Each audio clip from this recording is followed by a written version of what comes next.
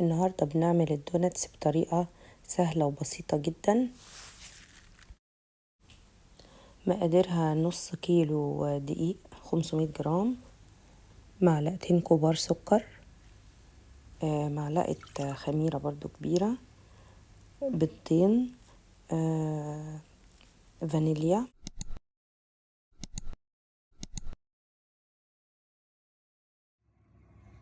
معلقة كبيرة فانيليا، معلقة كبيرة بيكنج باودر، معلقة كبيرة خل، كوباية وربع حليب دافي.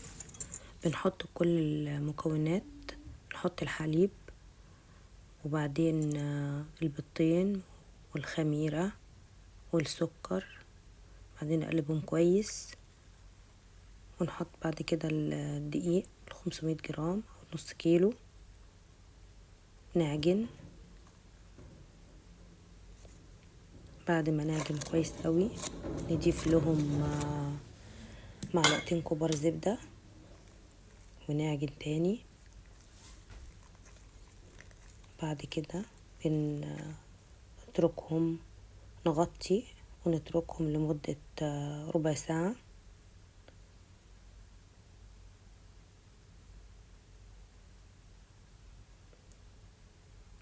بعد ما بتخمر بنبدأ نقطعها، بنفردها الأول بشوية دقيق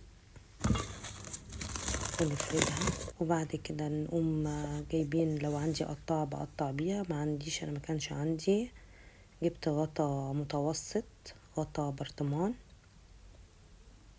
وبعد كده ببدأ أقطع بيه. تكون سمكها حوالي 1 سنتي.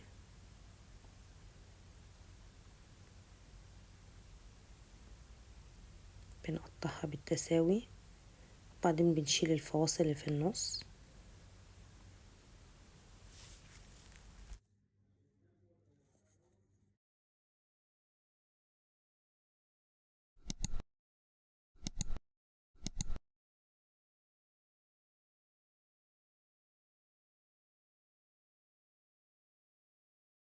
وبعدين بنفرغها في النص، ممكن بقمة، لو ما عنديش قمة في غطا أي إزازة موجودة عندك، بجمعهم في الآخر وبنقليهم في الزيت، نرش عليهم سكر، نحط لهم أي شيء تحبوا تزينوا بيه.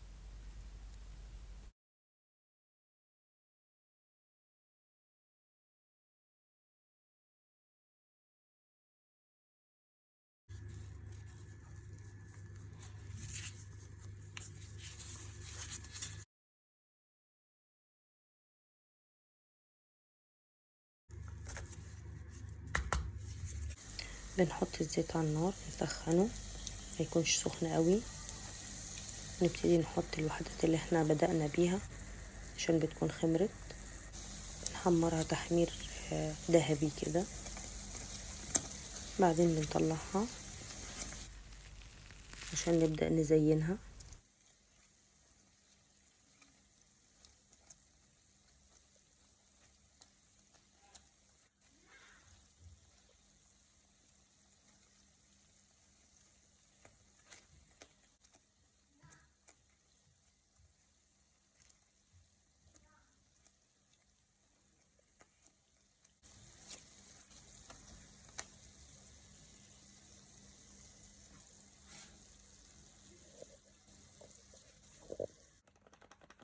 انا زينتها هنا بالسكر عشان بنحبها بالسكر بودر، كان في المصفى كده عشان بيغرقها كلها، بيخليها كلها متساوية.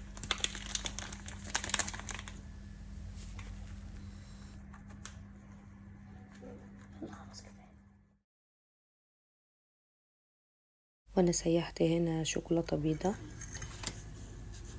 بربع كوباية حليب، كيسين. بعد كده بغمسها فيها، احط لها التزيين الحلوى الملونة.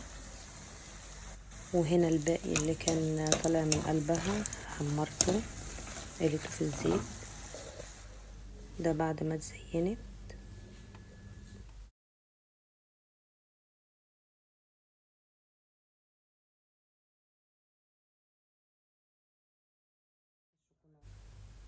وجزء منها عملناه بصوص الشوكولات، جزء بالسكر البودر.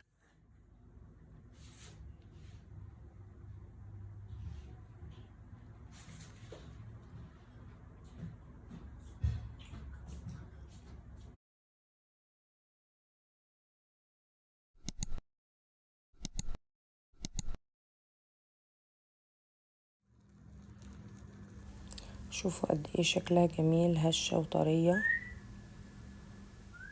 جميلة جدا. انصحكم تجربوها.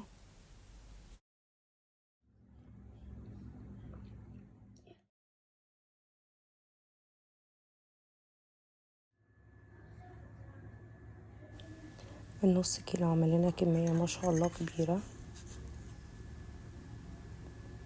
واما بتزينيها بالشوكولاتة البيضاء او الشوكولاتة العادية، نسيحها في كوباية، ربع كوباية حليب. انا سيحت كيسين 2 بس شوكولاتة بيضاء، وكيس كبير الشوكولاتة العادية. تغمسيها وتزينيها. العجينة طعمها لذيذ جدا لما اتعملت، الدوناتس رائعة.